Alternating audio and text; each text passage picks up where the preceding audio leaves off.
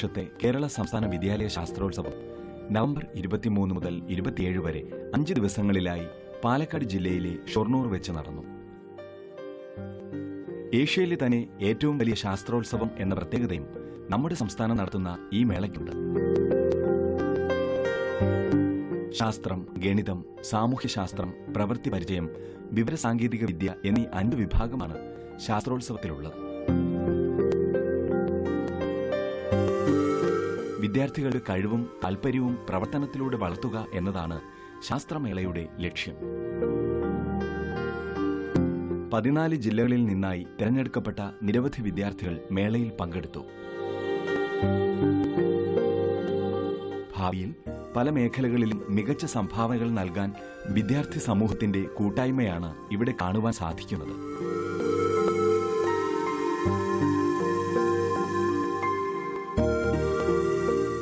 ശാസ്ത്ര വിഭാഗത്തിൽ ഏവരെയും കൗതുകമുണർത്തുന്ന സൃഷ്ടികൾ കുട്ടികൾ പ്രദർശിപ്പിച്ചു. ശാസ്ത്രം കൃഷിയിൽ എങ്ങനെ പ്രയോഗിക്കാമെന്ന് സമർത്ഥിക്കുന്ന പഠനങ്ങളും മാതൃകകളും ഈ കുട്ടി ശാസ്ത്രജ്ഞന്മാർ നിർമ്മിച്ചിരുന്നു. അവയുടെ നിർമ്മാണവും പ്രവർത്തനവും നമുക്ക് കാണാം. ഭക്ഷണ രീതികളും രോഗങ്ങളുമാണ് ഈ കുട്ടികൾ തെരഞ്ഞെടുത്തത്. നമ്മുടെ ഭക്ഷണ രീതികൾ എത്ര അപക്വമാണ് എന്ന് ഈ കുട്ടികൾ നമുക്ക് വിവരിച്ചു തരും. ഞാൻ ഇഫ പർവീൻ, GBHSS മഞ്ചേരി, മലപ്പുറം. രാഹുൽ ദേവ്, GBHSS മഞ്ചേരി, മലപ്പുറം. എല്ലാ പ്രദേശത്തും സുലഭമായി വളരുന്ന കോക്സിനെ ഗ്രാൻഡിസ് അഥവാ കോവലാണ് ഞങ്ങൾ പഠനവിധേയമാക്കിയത്. ഞങ്ങളുടെ പ്രദേശത്ത് വളരുന്ന കോവൽ ചെടികളെ പ്ലാന്റ് ടാക്സിന്റെ സഹായത്താൽ തിരിച്ചറിഞ്ഞു. കീടനാശിനികളോ രാസവളങ്ങളോ ഉപയോഗിക്കാതെ വീട്ടുവളപ്പിൽ വളർന്നു വരുന്ന കോവൽ ചെടികളിൽ നിന്ന് ഞങ്ങൾ ഇലകളും കായ്കളും ശേഖരിച്ചവ പൈപ്പ് വെള്ളത്തിലും പിന്നീട് ഡിസ്റ്റിൽഡ് വാട്ടറിലും നന്നായി കഴുകിയെടുക്കുകയാണ് ചെയ്തത്. വെള്ളം ഉണങ്ങുന്നതിനായി പേപ്പറിൽ അവയെ പരത്തിയിട്ടു. ജലാംശം നീങ്ങിയതിനു ശേഷം ചെറു കഷ്ണങ്ങളായി മുറിക്കുകയാണ് ചെയ്തത്. ഇലകൾ 9 ദിവസം കൊണ്ടും കായ്കൾ 17 ദിവസം കൊണ്ടും തീർത്തും ഉണങ്ങിക്കഴിഞ്ഞിരുന്നു. ഇങ്ങനെ ഉണങ്ങിക്കിട്ടിയവ ഞങ്ങൾ നന്നായി പൊടിക്കുകയാണ് ചെയ്തത്. പൊടിച്ചെടുത്തവയിൽ നിന്ന് 50 ഗ്രാം എടുത്ത് 50 മില്ലി ഡിസ്റ്റിൽഡ് വാട്ടറിലും 50 മില്ലി മെഥനോളിലും ഇട്ട് 24 മണിക്കൂർ സൂക്ഷിച്ചു. 24 മണിക്കൂറിന് ശേഷം ഞങ്ങൾ ഇതെടുത്ത് നന്നായി അരച്ചെടുക്കുകയാണ് ചെയ്തത്. അതിനുശേഷം ഇത് ഡബിൾ ഫിൽട്രേഷന് വിധേയമാക്കി. ഇങ്ങനെ കിട്ടിയ സത്താണ് പിന്നീടുള്ള പരീക്ഷണങ്ങൾക്കായി ഞങ്ങൾ ഉപയോഗിച്ചത്. ഇതിൽ ആൽക്കഹോളിക് എക്സ്ട്രാക്ട് പരന്ന പാത്രത്തിൽ വെച്ച് ബാഷ്പീകരിച്ചതിന് ശേഷം മാത്രമാണ് ഉപയോഗിച്ചത്. അടുത്ത ഘട്ടം ബാക്ടീരിയകളെ നശിപ്പിക്കാനുള്ള കഴിവ് തെളിയിക്കലാണ്. ഇതിനായി ഞങ്ങൾ 2 തരം പാത്തോജനിക് ആയിട്ടുള്ള ബാക്ടീരിയകളാണ് ഉപയോഗിച്ചത്. ഈക്കോളി ബാക്ടീരിയയും പിന്നീട് ക്ലെപ്സിയെലിയ ബാക്ടീരിയയുമാണ് എടുത്തത്. ആദ്യം ഞങ്ങൾ 4 തരം എക്സ്ട്രാക്റ്റുകൾ തയ്യാറാക്കി. 50 ഗ്രാം ഇല പൊടിച്ചത്, 50 ml ഡിസ്റ്റിൽഡ് വാട്ടർ, 50 ഗ്രാം ഇല പൊടിച്ചത്, 50 ml ആൽക്കഹോൾ, 50 ഗ്രാം കായ് പൊടിച്ചത്, 50 ml ഡിസ്റ്റിൽഡ് വാട്ടർ, 50 ഗ്രാം കായ് പൊടിച്ചത്, 50 ml ആൽക്കഹോൾ എന്നിങ്ങനെ 4 ഗ്രൂപ്പുകളെയും ആദ്യം ഞങ്ങൾ സീരിയൽ ഡയല്യൂഷന് വിധേയമാക്കി. അതിനെ 4 ടെസ്റ്റ് ട്യൂബുകൾ എടുത്ത് 4ലേക്കും 1 ml വീതം പെപ്റ്റോൺ ജലം ഒഴിക്കുകയാണ് ചെയ്തത്. പിന്നീട് 1ാമത്തെ ടെസ്റ്റ് ട്യൂബിലേക്ക് 1 ml ഞങ്ങൾ തയ്യാറാക്കിയ എക്സ്ട്രാക്ട് ഒഴിച്ചു. അത് നന്നായി ഇളക്കിയതിനു ശേഷം ഞങ്ങൾക്ക് 10⁻⁻1 ഡയല്യൂഷൻ ലഭിച്ചു. പിന്നീട് അതിൽ നിന്നും 1 ml 2ാമത്തെ ടെസ്റ്റ് ട്യൂബിലേക്കും 2ാമത്തെ ടെസ്റ്റ് ട്യൂബിൽ നിന്ന് 1 ml 3ാമത്തേതിലേക്കും അതിൽ നിന്ന് 1 ml 4ാമത്തേതിലേക്കും ഒഴിച്ചു. അങ്ങനെ 10⁻², 10⁻3, 10⁻4 എന്നിങ്ങനെ 4 ഡയല്യൂഷനുകൾ ലഭിച്ചു. ഈ ലഭിച്ച സീരിയൽ ഡയല്യൂഷനുകൾ ഉപയോഗിച്ചാണ് ഞങ്ങൾ ബാക്ടീരിയൽ അനാലിസിസ് ചെയ്തത്. ഇതിനായി അഗർവെൽ ഡിഫ്യൂഷൻ മെത്തേഡാണ് ഞങ്ങൾ സ്വീകരിച്ചത്. ഇതിൽ പ്ലേറ്റുകളിലേക്ക് കോട്ടൺ ഉപയോഗിച്ച് ബാക്ടീരിയൽ കൾച്ചറിൽ നിന്ന് ബാക്ടീരിയകളെ കൈമാറ്റം ചെയ്തു. എന്നിട്ട് അഗർ പ്ലേറ്റുകളിൽ 6 മില്ലിമീറ്റർ വ്യാസത്തിൽ ഞങ്ങൾ കുഴികൾ ഉണ്ടാക്കി. ഈ കുഴികളിൽ 10 ml ഞങ്ങളുടെ എക്സ്ട്രാക്റ്റുകൾ ഒഴിച്ച് പരീക്ഷണ വിധേയമാക്കി. 37 ഡിഗ്രി സെൽഷ്യസിൽ 24 മണിക്കൂർ ഇതിന് ഇൻക്യുബേറ്റ് ചെയ്തതിനു ശേഷം കൺട്രോൾ എക്സ്പെരിമെൻറ്റും ഇതിനോടൊപ്പം തന്നെ ചെയ്തു. അടുത്ത ഘട്ടം പൂപ്പലുകളെ നശിപ്പിക്കാനുള്ള കഴിവ് തെളിയിക്കലാണ്. ഇത് ഞങ്ങൾ ബ്രെഡ് ഉപയോഗിച്ചാണ് ചെയ്തത്. അതിനായി ഞങ്ങൾ എടുത്തത് ആൽക്കഹോളിക് ഇല ആണ്. ആദ്യം ബ്രെഡിനെ 2 കഷ്ണങ്ങളായി മുറിച്ച് 2 പ്രത്യേക പാത്രങ്ങളിൽ വെച്ചു. 1ാമത്തെ പാത്രത്തിൽ വെള്ളം തളിക്കുകയും 2ാമത്തെ പാത്രത്തിൽ ആൽക്കഹോളിക് ഇല എക്സ്ട്രാക്ട് തളിക്കുകയും ചെയ്തു. പിന്നീടുള്ള ഓരോ ദിവസങ്ങളിലും ഞങ്ങൾ അവയെ നിരീക്ഷിച്ച് ഫലം രേഖപ്പെടുത്തി. അതിലൂടെ ഞങ്ങൾക്ക് കിട്ടിയ റിസൾട്ട് വെള്ളം ചേർത്ത പാത്രത്തിൽ 3ാമത്തെ ദിവസമായപ്പോഴത്തേക്കും ഫംഗസ് വളരാൻ തുടങ്ങുകയും 4, 5, 6 ദിവസങ്ങളിൽ അവ വല്ലാതെ വ്യാപിക്കുകയും ചെയ്തിരുന്നു. എന്നാൽ ആൽക്കഹോളിക് ഇല എക്സ്ട്രാക്ട് തളിച്ച പാത്രത്തിൽ കാര്യമായിട്ടുള്ള ഒരു ഫംഗസ് വളർച്ചയും കാണിച്ചിട്ടില്ല. ഇതിലൂടെ മനസ്സിലാക്കാവുന്നത് പൂപ്പലുകളെ നശിപ്പിക്കാനുള്ള കഴിവും ഞങ്ങൾ തയ്യാറാക്കിയ എക്സ്ട്രാക്റ്റിനുണ്ട് എന്നതാണ്.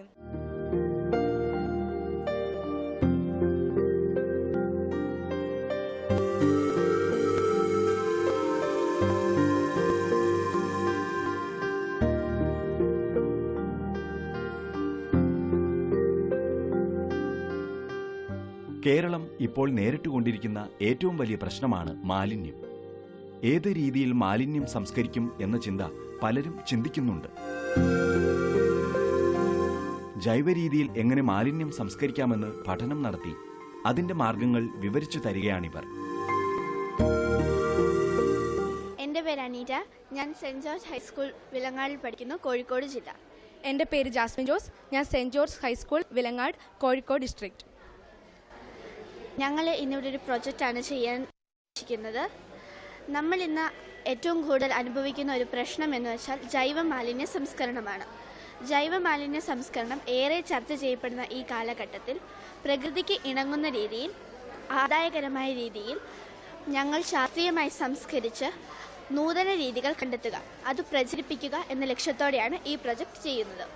അടുക്കളയിൽ നിന്ന് മാലിന്യ സംസ്കരണത്തിൻ്റെ ഒരു വിപ്ലവം സൃഷ്ടിക്കുക എന്ന ലക്ഷ്യത്തോടെയാണ് പഴം, പച്ചക്കറി എന്നിവയുടെ അവശിഷ്ടങ്ങൾ ശർക്കരയുടെ വെള്ളത്തിലിട്ട് വെറും 3 മാസം കൊണ്ട് ഉണ്ടാക്കിയെടുക്കാവുന്ന ഒരു മൾട്ടിപർപ്പസ് ലായനിയാണ് ഈ ഗാർബേജ് എൻസൈം.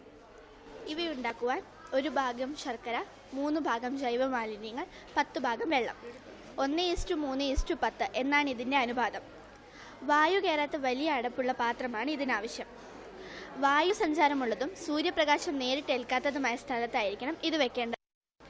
ഈ പാത്രത്തിൽ രൂപപ്പെടുന്ന ഗ്യാസ് കളയുന്നതിനായി ആദ്യത്തെ 1 മാസം ദിവസത്തിലൊരിക്കൽ പാത്രം തുറന്ന് ഷേക്ക് ചെയ്യണം. ശേഷം 2 മാസം പാത്രം അനക്കാതെ വെക്കണം. 3 മാസത്തിന് ശേഷം നമുക്ക് കിട്ടുന്ന ഈ ലായനി അരിപ്പയോ വെളുത്ത കോട്ടൺ തുണിയോ ഉപയോഗിച്ച് അരിച്ചെടുത്താൽ ഗാർബേജ് എൻസൈം ഉപയോഗത്തിന് തയ്യാറായി. ഇതിന് ബ്രൗൺ കളറാണ്. ഇത് ഡൈല്യൂട്ട് ചെയ്തതിന് ശേഷം മാത്രമേ ഉപയോഗിക്കാവുള്ളൂ. അതിനോടൊപ്പം തന്നെ ഇതിൽ നിന്നും കിട്ടുന്ന അവശിഷ്ടം ഉണക്കിപ്പൊടിച്ച വളമായും ഉപയോഗിക്കാം. ഈ ലായനികൾ ഉപയോഗിച്ച് ഞങ്ങൾ പല പരീക്ഷണങ്ങളും നടത്തി. പരീക്ഷണങ്ങളോടെ കണ്ടെത്തിയ മിക്ക ഉപയോഗങ്ങളും ഗാർഹിക ശുചിത്വ പാലനവും കാർഷിക രംഗവുമായി ബന്ധപ്പെട്ടതാണ്.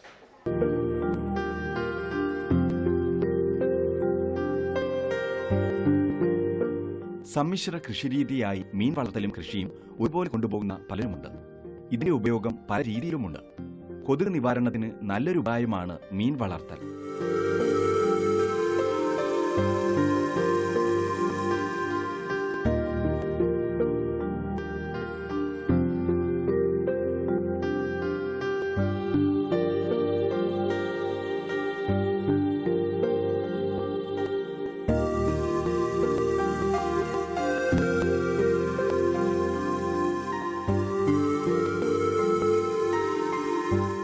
സമ്മിശ്ര കൃഷിരീതി എങ്ങനെ മെച്ചപ്പെട്ട രീതിയിൽ നടത്താമെന്ന് കാണിച്ചു തരികയാണ് ഈ കുട്ടികൾ. എൻ്റെ പേര് ദേവിക. എൻ്റെ പേര് നീലിമ. ഞങ്ങൾ government girls higher secondary school Nenmara, Palakkad ഡിസ്ട്രിക്റ്റിൽ നിന്നാണ് വരുന്നത്. ഇവിടെ ചെയ്തിരിക്കുന്നത് ഒരു മോഡേൺ അഗ്രികൾച്ചറൽ മെത്തേഡാണ്, മണ്ണില്ലാതെ കൃഷി ചെയ്യുന്ന രീതി. ഇതിൻ്റെ പേരെന്താണെന്ന് വെച്ചാൽ gallery farming along with aquaponics. Aquaponics എന്നാൽ അക്വാകൾച്ചർ ഹൈഡ്രോപോണിക്സിൻ്റെയും ഒരു കോമ്പിനേഷനാണ്. അക്വാകൾച്ചർ എന്നുകൊണ്ട് ഉദ്ദേശിക്കുന്നത് അക്വാട്ടിക് ആയിട്ടുള്ള ഏതൊരു ജീവിയെയും വളർത്തുന്ന കൃഷിരീതി. അതിപ്പോൾ ഫിഷ് ആവാം, പ്രോൺ ആവാം, ഒക്ടോപ്പസ് ആവാം, ക്രാബ് ആവാം. പക്ഷേ ഞങ്ങൾ ഇവിടെ ഉപയോഗിച്ചിരിക്കുന്നത് ഫിഷാണ്. പിന്നെ ഹൈഡ്രോപോണിക്സ് എന്നുകൊണ്ട് ഉദ്ദേശിക്കുന്നത് വെള്ളത്തിൽ കൃഷി ചെയ്യുന്ന രീതി. ഈ ഹൈഡ്രോപോണിക്സിൻ്റെയും അക്വാകൾച്ചറിൻ്റെയും കോമ്പിനേഷനാണ് അക്വാപോണിക്സ്. പിന്നെ പ്രത്യേകത എന്തെന്നാൽ നമുക്ക് ഒരേ സമയം മത്സ്യവും പച്ചക്കറികളും കൃഷി ചെയ്തെടുക്കാൻ സാധിക്കും. ഇതിന് നമ്മൾ മണ്ണില്ല എന്ന് പറഞ്ഞല്ലോ. ഇതിനെ നമ്മൾ യൂസ് ചെയ്തതിന് മണ്ണിന് പകരം ചരലാണ് ഉപയോഗിക്കുന്നത്. ഇതിൻ്റെ പ്രോസസ്സ് എന്താണെന്ന് വെച്ചാൽ ആദ്യമായി ഒരു ഫിഷ് ടാങ്ക് വെക്കും. ആ ഫിഷ് ടാങ്കിലുള്ള ഫിഷിന് നമ്മൾ ഭക്ഷണം കൊടുക്കും. ഈ ഫിഷിൽ നിന്നും ഉണ്ടാവുന്ന എക്സ്ക്രീഷൻ, ആ എക്സ്ക്രീഷൻ എന്ന് പറയുമ്പോൾ അത് അമോണിയ കൂടുതലുള്ള എക്സ്ക്രീഷനാണ്. ഈ അമോണിയ ഫിഷിന് വളരെ സന്തോഷകരമാണ്. ഈ അമോണിയ വെള്ളത്തിൽ ലയിച്ച് ഈ വെള്ളം നമ്മൾ ഒരു മോട്ടോർ ഉപയോഗിച്ച് പമ്പ് ചെയ്ത് ഈ കാണുന്ന ഫസ്റ്റ് PVC പൈപ്പിലേക്ക് കയറ്റും. ഈ PVC പൈപ്പിലാണ് നമ്മൾ ചരലിട്ടിരിക്കുന്നത്. അപ്പോൾ ഈ വരുന്ന അമോണിയ ഈ ചരലിലുള്ള നൈട്രിഫയിങ് ബാക്ടീരിയകൾ അമോണിയയെ നൈട്രേറ്റുകളാക്കി മാറ്റും. ഈ നൈട്രേറ്റ് ഉപയോഗിച്ച് ചെടി വളരെ നന്നായിട്ട് വളരും. ഇതിൽ ഈ വെള്ളം പിന്നീട് നമ്മൾ ഈ സെക്കൻഡ് PVC പൈപ്പിലേക്ക്, പിന്നീട് അതിനെ തേർഡ് PVC പൈപ്പിലേക്കും, വീണ്ടും നമ്മൾ അതിനെ ഫിഷ് ടാങ്കിലേക്ക് തന്നെയാണ് കൊടുക്കുന്നത്. അപ്പോൾ ഇത്രയും ദൂരം വെള്ളം ട്രാവൽ ചെയ്ത് കഴിയുമ്പോഴേക്കും വെള്ളത്തിലുള്ള അമോണിയ ഫുള്ളും ഇല്ലാതെയായി പ്യുവർ വാട്ടറാണ് ഇവിടെ ഉപയോഗിക്കുക. അപ്പോൾ ഇവിടെ നമുക്കുള്ള എന്തൊക്കെയാണ് ഗുണങ്ങളെന്ന് വെച്ചാൽ മണ്ണില്ല, അത് ിൽ നിന്നും വരുന്ന ഒരു തരം അസുഖങ്ങളും ചെടിക്കുണ്ടാവില്ല. വെള്ളം നമ്മൾ ഫിഷ് ടാങ്കിൽ നിന്നും തുടങ്ങി ഇവിടെ തിരിച്ച് ഫിഷ് ടാങ്കിലേക്ക് തന്നെയാണ് കൊണ്ടുവരുന്നത്. അപ്പോൾ വെള്ളം ഒട്ടും ലോസ് ഇല്ല. വളരെ നന്നായിട്ട് വളരെ കുറവ് സ്ഥലത്ത് നിന്നും നമുക്കിത് വളരെ കൂടുതൽ ഈൽഡ് നമുക്ക് കിട്ടും. സാധാരണ ഫാമിങ്ങിനേക്കാളും വളരെ കൂടുതൽ ഈൽഡ് കിട്ടും. കാരണം ഇതിൽ 24 മണിക്കൂറും നമുക്ക് ന്യൂട്രിയൻസ് കൊടുത്തുകൊണ്ടേയിരിക്കുകയാണ് പ്ലാന്റ്സിന്. അത് കാരണം വളരെ നന്നായിട്ട് ചെടികൾ വളരും. ഇതൊക്കെ ഏറ്റവും ഗുണപ്രദമാകുന്നത് ഈ അർബൻ ഏരിയാസിൽ താമസിക്കുന്നവർക്കാണ്. അവരുടെ പ്രശ്നം മണ്ണില്ല, വെള്ളമില്ല, സ്ഥലമില്ല, ഇങ്ങനെയൊക്കെയാണ്. ഇതൊക്കെ ഈ ഗാലറി എലോങ് വിത്ത് അക്വാപോണിക്സ് എന്ന ഈ കൃഷി രീതി ഒരു ബാൽക്കണിയിൽ തന്നെ അവർക്ക് ചെയ്യാവുന്ന ഒരു കൃഷിയാണ്. പിന്നെ നമ്മുടെ കൃഷി എന്ന മേഖല സാരമായിട്ട് നേരിടുന്ന ഒരു പ്രതിസന്ധിയാണ് കാലാവസ്ഥാ വ്യതിയാനം. അപ്പോൾ ഈ കാലാവസ്ഥാ വ്യതിയാനത്തെ ചെറുക്കാനും ഈ gallery farming along with aquaponics എന്ന ഈ കൃഷി രീതിയെ കൊണ്ട് സാധിക്കും. ഏത് കാലാവസ്ഥയിൽ വേണമെങ്കിലും നമുക്കിത് കൃഷി ചെയ്യാം. ഇതിന് പിന്നെ നമ്മൾ ഇലക്ട്രിസിറ്റി വേണം ഈ മോട്ടോർ പമ്പ് ചെയ്യാൻ, വർക്ക് ചെയ്യാൻ. ആ ഇലക്ട്രിസിറ്റിക്കും നമ്മുടെ വളരെ ഒരു അഡ്വാൻസ്ഡ് ആയിട്ടുള്ള മെത്തേഡ് കണ്ടുപിടിച്ചിട്ടുണ്ട്. സോളാർ എനർജി ഉപയോഗിച്ച് ഇലക്ട്രിസിറ്റി ജനറേറ്റ് ചെയ്ത് ആ ഇലക്ട്രിസിറ്റി കൊണ്ട് ഈ സിസ്റ്റം വർക്ക് ചെയ്യിപ്പിക്കുക. അങ്ങനെ വളരെ നന്നായിട്ട് ഒരു പൊല്യൂഷനോ ഒന്നുമില്ല. പ്രകൃതിക്കും ചെടികൾക്കും നമുക്കും ഏവർക്കും ഒരുപോലെ ഗുണപ്രദമാകുന്നൊരു കൃഷിയാണ്. പലരുടെയും ഡൗട്ട് ഈ ചെടി ചീഞ്ഞു പോകില്ലേ എന്നാണ്. ഒരിക്കലും ചെയ്യില്ല. കാരണം നമ്മൾ പാടത്തൊക്കെ ചെടി ചീഞ്ഞു പോകുന്നത് കാണും. അതെങ്ങനെയാണ് സംഭവിക്കുന്നതെന്ന് വെച്ചാൽ ളുടെ റൂട്ട്സിൽ ചെറിയ ചെറിയ സുഷിരങ്ങളുണ്ട്. ഈ സുഷിരങ്ങളെല്ലാം ചെളി വന്ന് അടയുകയും ഈ പ്ലാന്റ്സിന് ന്യൂട്രിയൻസ് വലിച്ചെടുക്കാൻ കഴിയാത്തൊരവസ്ഥ വരും. ആ ഒരു അവസ്ഥയിലാണ് ചെടികൾ ചീഞ്ഞു പോകുന്നത്. ഇവിടെ നമ്മൾ മണ്ണോ മറ്റൊന്നുമോ യൂസ് ചെയ്യുന്നില്ല, ഗ്രാവൽ മാത്രമാണ് യൂസ് ചെയ്യുന്നത്. അപ്പോൾ ഇവിടെ ചെടി ഒരിക്കലും ചീഞ്ഞു പോകുന്നില്ല. പകരം 24 hours ന്യൂട്രിയൻസ് കിട്ടിക്കൊണ്ട് സാധാരണ ഫാമിങ്ങിനെക്കാട്ടും കർഷകർക്ക് വളരെ നല്ലൊരു പ്രോഫിറ്റ് കിട്ടുന്ന ഒരു കൃഷി രീതിയാണ് gallery farming along with aquaponics എന്ന ഈ കൃഷി രീതി.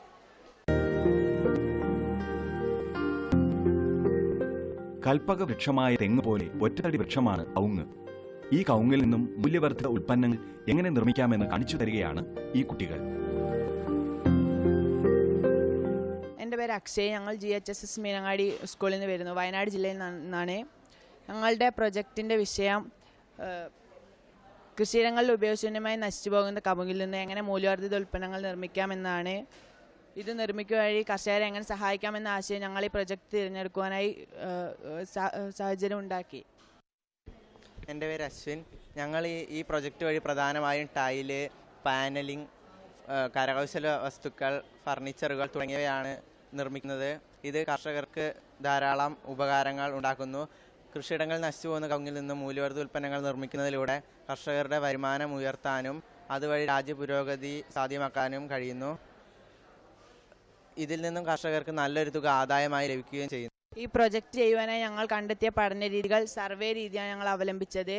ചോദ്യാവലി തയ്യാറാക്കി 50 കർഷകരുമായി ഇൻ്റർവ്യൂ നടത്തി, കൃഷി വകുപ്പിലെ ഉദ്യോഗസ്ഥരുമായി ഇൻ്റർവ്യൂ നടത്തി, പിന്നെ ഇൻ്റർനെറ്റ് പുസ്തകങ്ങൾ, ഫീൽഡ് ട്രിപ്പുകൾ, അങ്ങനെ പിന്നെ കവുങ്ങിൻ്റെ വിവിധ ഭാഗങ്ങൾ ഉപയോഗിച്ച് പരീക്ഷണങ്ങൾ, ഇതിലൂടെ ഞങ്ങൾ ഈ പ്രൊജക്റ്റിലേക്കുള്ള വഴി തിരഞ്ഞെടുത്തു. ഇത് ജനങ്ങളിലേക്ക് എത്തിക്കുന്നതിലൂടെ ധാരാളം ഉപകാരങ്ങൾ ഉണ്ടാകുന്നു. ക്കാട്ടിനും വില കുറവാണ് വുഡ് ടൈലിന്. അതിനാൽ സാധാരണക്കാർക്ക് ഇത് ഉപയോഗിക്കാൻ സാധിക്കുന്നു. ട്രീറ്റ് ചെയ്യുന്നതിനാൽ ധാരാളം നാളുകൾ ഇത് ഈട് നിൽക്കും. മാത്രമല്ല ഇതിന് യാതൊരു സൈഡ് ഇഫക്ട്സും ഉണ്ടാകുന്നില്ല. ബെഡ്, ഇത് അടയ്ക്കയുടെ തൊണ്ടിൽ നിന്നും ബെഡും നിർമ്മിക്കാൻ സാധിക്കുന്നു. ഫൈബർ ആയതിനാൽ രോഗികൾക്ക് വരെ ഇത് ഉപയോഗിക്കാൻ സാധിക്കും. നമ്മളുടെ ഈ ടൈൽ ഉപയോഗിക്കുക വഴി എല്ലാ സമയവും ഈ ടൈൽ ഒരേ താപനില നിലനിർത്തുന്നതിനാൽ വാതസമ്പന്നമായ രോഗങ്ങളൊന്നും തന്നെ ഉണ്ടാകുന്നില്ല. പിന്നെ സാധാ വുഡ് ടൈലിനെ അപേക്ഷിച്ച് വില കുറവായിരിക്കും. ഇത് നിർമ്മിക്കുക വഴി കർഷകരെ പല വിധത്തിൽ സഹായിക്കാം. ഇത്തരത്തിലുള്ളൊരു വ്യവസായശാല നിലവിൽ വന്നാൽ കർഷകർക്കും മറ്റു ജനങ്ങൾക്കും ധാരാളം തൊഴിലവസരങ്ങൾ ലഭ്യമാക്കാൻ കഴിയും.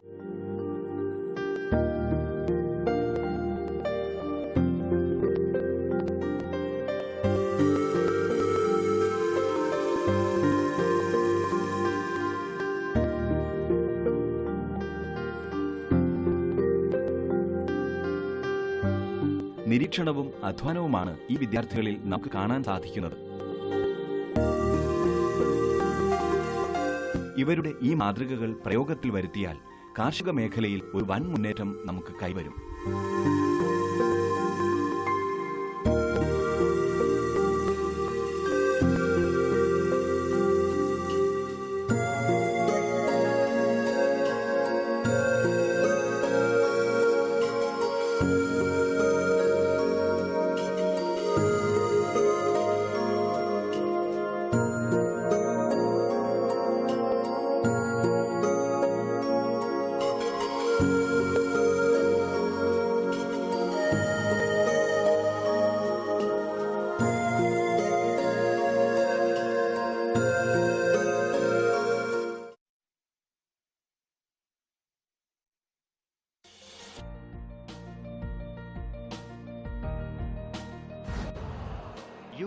स्वदेशी उत्पादन 70 लाख टन बढ़ाने के लिए 6 उर्वरक संयंत्रों का उद्धार किया जा रहा है। FCIL के गोरखपुर, सिंदरी, तलचर और रामागुंडम संयंत्र, HFCL की बरौनी इकाई और BVFCL की नामरू फोर्थ। सोने पर सुहागा ये है कि देश में अब बनेगा सिर्फ नीम लेपित यूरिया, क्योंकि इससे होगा किसानों का फायदा ही फायदा। अनाज का उत्पादन 10% तक बढ़ेगा।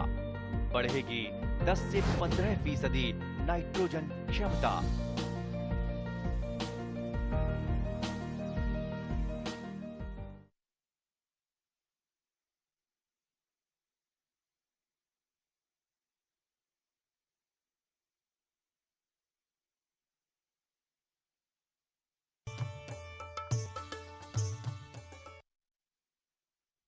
നമസ്കാരം. ദൂരദർശൻ കാർഷിക വാർത്തകളിലേക്ക് സ്വാഗതം. പ്രധാന വാർത്തകൾ. നിരോധിത കീടനാശിനികൾക്ക് കർശന നിയന്ത്രണം. കാർഷിക സാങ്കേതിക വിദ്യാ സംഗമം 2016 ശ്രീകാര്യത്ത് ആരംഭിച്ചു. വിദേശ മലയാളികൾക്ക് നാട്ടിൽ കാർഷിക സംരംഭങ്ങൾ തുടങ്ങാൻ സഹായം. കാർഷിക വാർത്തകൾ വിശദമായി. സംസ്ഥാനത്ത് നിരോധിച്ചിട്ടുള്ള കീടനാശിനികൾ അയൽ സംസ്ഥാനത്ത് നിന്നും അതിർത്തി ജില്ലകളിലേക്ക് എത്തുന്നത് തടയാൻ കൃഷിവകുപ്പ് രൂപം കൊടുത്ത പ്രത്യേക സ്ക്വാഡ് മിന്നൽ പരിശോധന നടത്തും. നിരോധിത കീടനാശിനികളോ വിൽപ്പനയ്ക്ക് ലൈസൻസ് നൽകിയിട്ടില്ലാത്ത കീടനാശിനികളോ ശ്രദ്ധയിൽപ്പെട്ടാൽ കേന്ദ്ര സർക്കാരിന്റെ ഇൻസെക്ടിസൈഡ് ആക്ട് പ്രകാരമുള്ള കർശന ശിക്ഷണ നടപടികൾ കൈക്കൊള്ളും. നിയന്ത്രിത ഉപയോഗത്തിനു മാത്രമായി നിഷ്കർഷിച്ചിട്ടുള്ള കീടനാശിനികൾ കൃഷി ഓഫീസർമാർ നൽകുന്ന ശുപാർശക്കുറിപ്പിന്റെ അടിസ്ഥാനത്തിൽ മാത്രമേ ഡിപ്പോകളിൽ നിന്നും വിൽപ്പന നടത്തുവാൻ പാടുള്ളൂ.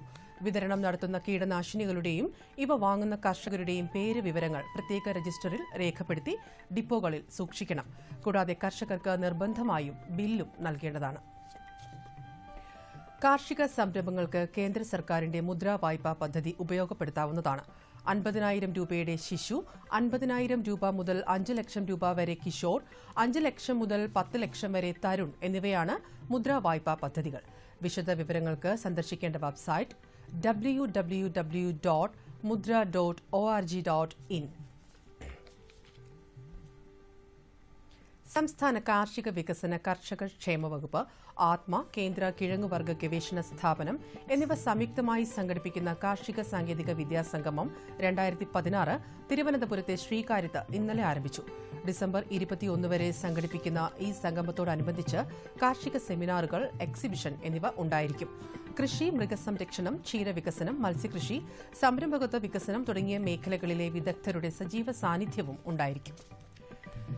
എറണാകുളം ജില്ലയിലെ ഐരാപുരത്ത് ജീവ കുടുംബശ്രീയുടെ ജൈവവള നിർമ്മാണ യൂണിറ്റ് പ്രവർത്തനം ആരംഭിച്ചു. ഗുണമേന്മയുള്ള വേപ്പിൻ പിണ്ണാക്ക്, ആവണക്ക് പിണ്ണാക്ക്, മണ്ണിര കമ്പോസ്റ്റ്, ഡോളോമൈറ്റ്, ഗ്രോ ബാഗ് മിശ്രിതം, ജൈവ വളക്കൂട്ട് എന്നിവ ഇവിടെ ലഭ്യമാണ്. എറണാകുളം KVKയിലെ വിദഗ്ധരുടെ മേൽനോട്ടത്തിലാണ് നിർമ്മാണവും വിതരണവും നടത്തുന്നത്. വിശദ വിവരങ്ങൾക്ക് വിളിക്കേണ്ട ഫോൺ നമ്പറുകൾ 9400257798 9656193873. പ്രവാസി മലയാളികളുടെ ക്ഷേമത്തിനായി പ്രവർത്തിക്കുന്ന നോർക്ക വിദേശത്തു നിന്നും മടങ്ങുന്ന മലയാളികൾക്ക് നാട്ടിൽ സ്വയം തൊഴിൽ സംരംഭങ്ങൾ തുടങ്ങാൻ സഹായം ലഭ്യമാക്കുന്നു. വിദേശത്ത് നിന്ന് തിരികെ എത്തുന്നവർക്ക് സംരംഭകരാവാനുള്ള മാർഗനിർദ്ദേശങ്ങളും മൂലധന സബ്സിഡിയും നൽകുകയാണ് പദ്ധതിയുടെ ലക്ഷ്യം. കോഴി വളർത്തൽ, മത്സ്യകൃഷി, ഡയറി ഫാം, ഭക്ഷ്യ സംസ്കരണം, ഫാം ടൂറിസം, ആട് വളർത്തൽ, പച്ചക്കറി കൃഷി, തേനീച്ച വളർത്തൽ, പുഷ്പകൃഷി, സംയോജിത കൃഷി എന്നിവയ്ക്കാണ് ആനുകൂല്യം ലഭിക്കുക.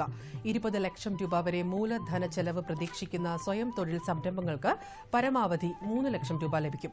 ചുരുങ്ങിയത് 2 വർഷം വിദേശത്ത് ജോലി ചെയ്ത് മടങ്ങിയെത്തിയ പ്രവാസികളായിരിക്കും പദ്ധതിയുടെ ഗുണഭോക്താക്കൾ. വിശദ വിവരങ്ങൾക്ക് നോർക്കയുടെ വെബ്സൈറ്റ് സന്ദർശിക്കുക. വെബ്സൈറ്റ് വിലാസം www.norcaroots.net.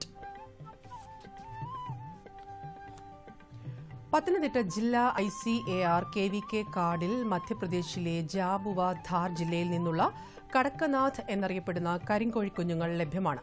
3 മാസം പ്രായമായ കോഴി ഒന്നിന് 550 രൂപയാണ് വില. കൂടുതൽ വിവരങ്ങൾക്ക് വിളിക്കേണ്ട ഫോൺ നമ്പർ 0469266294. ഇനി കമ്പോള നിലവാരം. വെളിച്ചെണ്ണ കൊച്ചി 10,900 രൂപ, കോഴിക്കോട് 12,000 രൂപ, തൃശൂർ 10,800 രൂപ. കൊപ്ര കൊച്ചി 7,325 രൂപ, കോഴിക്കോട് 7,600 രൂപ, തൃശൂർ 7,315 രൂപ. കുരുമുളക് അൺഗാർബിൾഡ് 67,800 രൂപ, ഗാർബിൾഡ് 70,800 രൂപ. ചുക്ക മീഡിയം 13,500 രൂപ, ബസ് 14,500 രൂപ. മഞ്ഞൾ സേലം 9,500 രൂപ, ഈറോഡ് 10,000 രൂപ. കൊച്ചി റബ്ബർ RSS 5ാം ഗ്രേഡ് 13,100 രൂപ, റബ്ബർ RSS 4ാം ഗ്രേഡ് 13,700 രൂപ. കോട്ടയം റബ്ബർ RSS 5ാം ഗ്രേഡ് 13,100 രൂപ, റബ്ബർ RSS 4ാം ഗ്രേഡ് 13,700 രൂപ. കമ്പോള നിലവാരം കൊച്ചി. വെളിച്ചെണ്ണ 10,900 രൂപ, കൊപ്ര 7,325 രൂപ, പിണ്ണാക്ക് എക്സ്പെല്ലർ 2,000 രൂപ, റോട്ടറി 2,500 രൂപ. കുരുമുളക് അൺഗാർബിൾഡ് 67,800 രൂപ, ഗാർബിൾഡ് 70,800 രൂപ.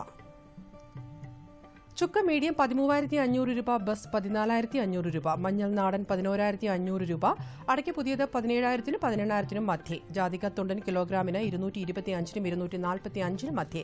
ജാതിക്ക തൊണ്ടില്ലാത്തത് 425-നും 450-നും മധ്യേ.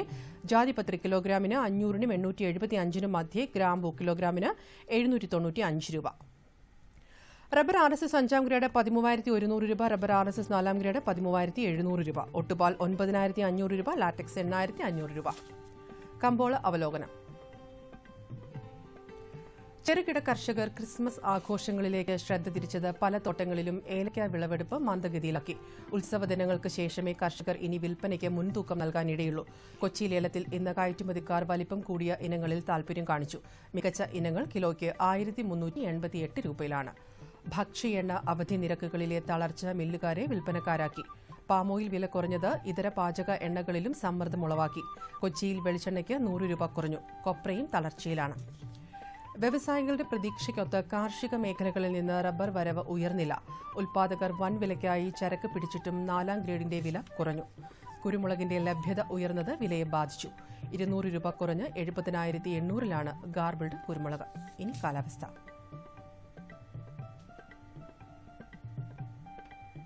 കണ്ണൂർ കൂടിയ താപനില 34.4 ഡിഗ്രി സെൽഷ്യസ്, കുറഞ്ഞ താപനില 23 ഡിഗ്രി സെൽഷ്യസ്. കോഴിക്കോട് 35, 23.8. കൊച്ചി 34, 22.2. ആലപ്പുഴ 31.8, 24.2. പുനലൂർ 33.5, 22.